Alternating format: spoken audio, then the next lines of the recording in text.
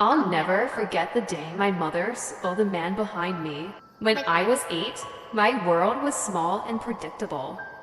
School, friends, and the comforting embrace of my mother when I got home every day. But this day was different. When I opened the door, expecting the usual aroma of dinner being prepared, the house was eerily quiet. "Mom," I called out, dropping my backpack by the door. I found her in the living room, sitting on the couch.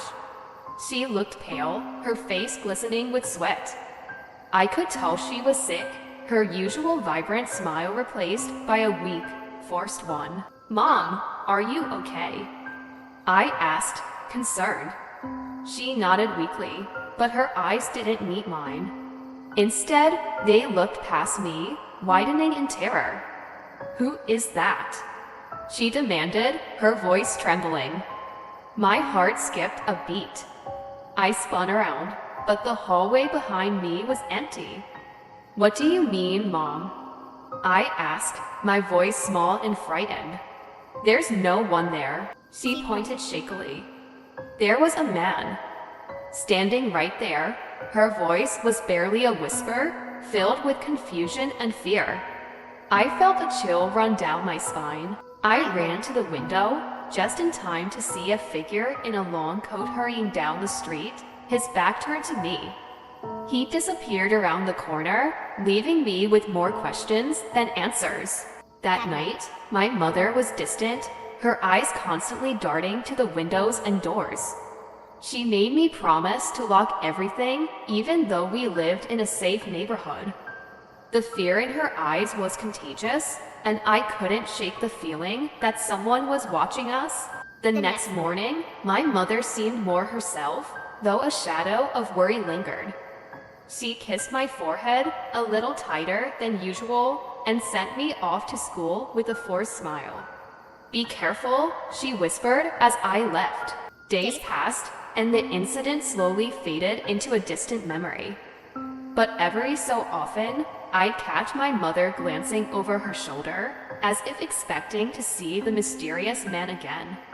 She never spoke about it, and I tried to convince myself it was just a figment of her fevered imagination. One evening, as we Saturday together watching TV, there was a knock at the door. My mother tensed, but when she opened it, Detective Harris stood there with a warm smile. "I'm just checking in on you too," he said, his voice warm and reassuring. "There's been some suspicious activity in the area." My mother looked relieved. "Thank you, Detective. It's been a bit unsettling." He nodded. "Just doing my job. Keep an eye out, and don't hesitate to call if you see anything unusual." After he left, my mother hugged me tightly, whispering, "Everything will be all right." But her eyes betrayed her lingering anxiety. Weeks went by, and life seemed to return to normal. Then, one night, I was jolted awake by a noise. I crept downstairs, my heart pounding, and found my mother standing by the front door, her face pale. "Mom," I whispered. She turned to me, eyes wide with fear. "He's back," she said, pointing to the window. I peered through the curtains and saw the same man standing across the street, staring at our house. Without hesitation, my mother grabbed the phone and called Detective Harris. He arrived within minutes, his expression serious as he spoke to my mother. He promised to increase patrols in the neighborhood and told us to keep our doors and windows locked. As the weeks turned into months, the sightings became less frequent, but the fear never completely left us. My mother and I grew closer, our bond strengthened by the shared fear and the constant vigilance.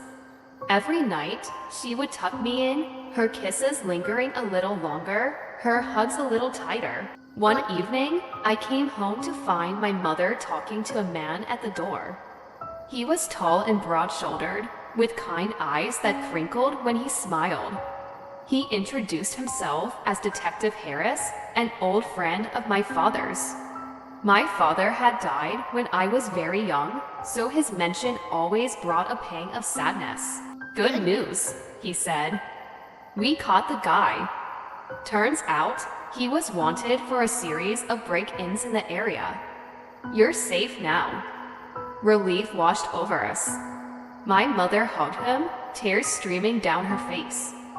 Thank you, she whispered, for everything. He smiled and looked at me.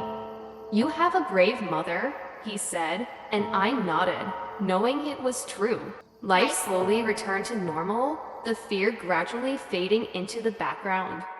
But every night, as my mother tucked me in, I would remember the man who stood behind me and the unexpected protector who kept us safe.